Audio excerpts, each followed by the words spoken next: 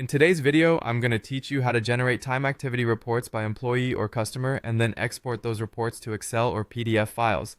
This will be incredibly helpful for those who want to keep track of their team's productivity or client billing in a more organized way. So, let's dive right in and walk through the steps to make this process as seamless as possible. To start, you want to log into your accounting software that's designed to manage time activities. Once logged in, navigate over to the navigation bar, which is usually situated on the left side of your screen or at the top menu depending on your software's layout. Look for the section labeled Reports. Clicking on this will open up a variety of reporting options.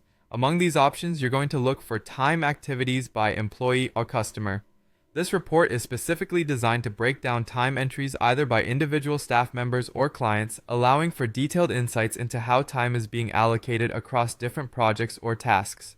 Click on this report to open it. Once you've selected the report, you'll usually have the option to refine your results. This filtering process is crucial to ensuring that the data you are pulling is both relevant and beneficial to you. You can filter by date ranges, specific employees or certain customers, and more.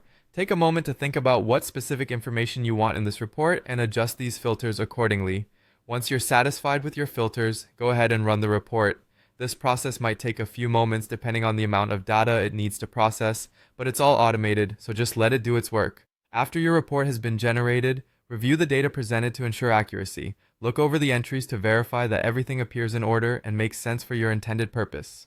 Now, let's move on to exporting this report. Most accounting software provides you the option to export reports directly from the same screen where the report is displayed. Look for an Export button, which is typically located near the top of the page or sometimes on a taskbar at the bottom. Clicking on this button should give you a drop-down menu or pop-up window with options to export the file into different formats. For our purposes, choose either Excel or PDF, depending on your needs. Excel is great for further data manipulation or if you plan to format the data differently, whereas PDF is ideal if you need a clean, easily shareable document.